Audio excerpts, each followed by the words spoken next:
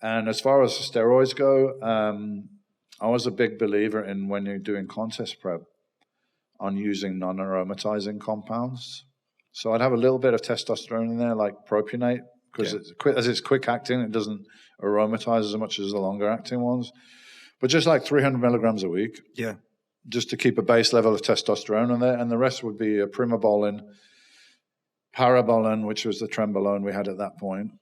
And, the good stuff. Legendary, legendary. Just the blue and white box, just to look at it. I mean, you don't get it anymore. It was made by a company called Negma in France. Yeah. But trenbolone is very powerful, and we knew that. Although we didn't have many books or anything, like just word of mouth. I remember it came end of the 80s, maybe, and it was the new thing. It was the new thing, but it was like, wow, this is very powerful. That's why it comes in such a low dose, 76 milligrams, not 75, 76, yeah? So people were doing 2, maximum 3 of those a week. Now I hear people doing 800 milligrams of tren or something. No wonder they're getting mental problems or whatever it is. Trenbolone is very, very androgenic and very powerful. You shouldn't use a lot of it. You don't need a lot of it to get the benefits. So propionate as a base of testosterone, which I drop out the last week. Primobolan, which does not aromatize, is kind of mild. And Anavar, that was a base and a growth hormone, of course. And what would you find was the most harsh, like the strongest, and it would have the most sides? I didn't really get side effects on a contest prep. I would say if you put the trenbolone up too high, then that could be problematic. Yeah. Anavar is fairly mild, primobolan is fairly mild, and testosterone in moderate doses is okay. I'd say the only steroid I didn't really feel good on was anapolin or anadrol, oxymethylone 50s. Yeah. But apparently it's quite poorly received by the receptors. That's why it's made in such a high dose, 50 milligrams, where most orals would be. I mean, Anavar used to come in 2.5 in those days, and Dynabol 5 milligrams. So oxymethylone or anapolin 50s, I mean, you'll get a big boost in size and strength very rapidly, but it's a lot of water retention as well, and you lose it equally as quick afterwards, and it's harsh on your system. So, not my favorite, but my side effects from steroids were just the usual ones. I was quite prone to getting acne in the off season with the high androgens, testosterone and stuff. My blood pressure was too high when my body weight was up around there.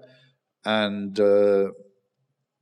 probably now I would have been advised to take, and it probably would have been a good idea to take something to lower that blood pressure. Yeah. But it wasn't suggested to me, and I didn't really know. And I had a doctor.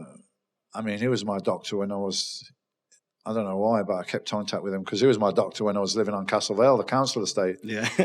And after I was on the World Games and he saw me on TV, he was like, well, because I said, look, I'm taking steroids. I'd like to just monitor me.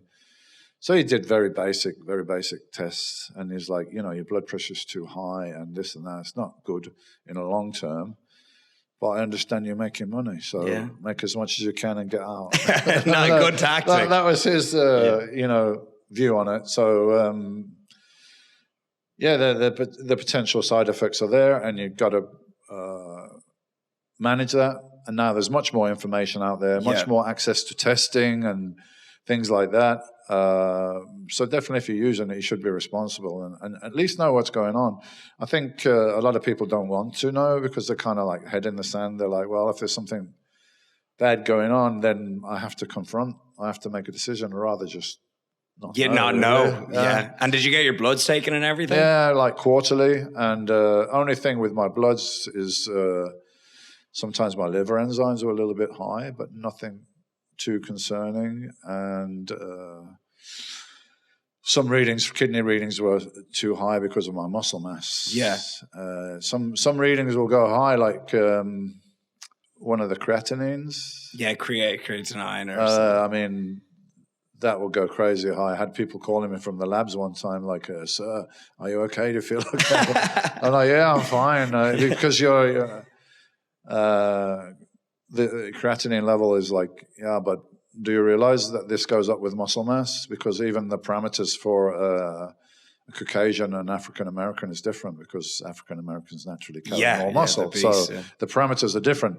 And I said, I'm carrying a lot more muscle mass than the average person, believe me. I was like, oh, okay, then they got it. So, but yeah, you need to be informed. Yeah.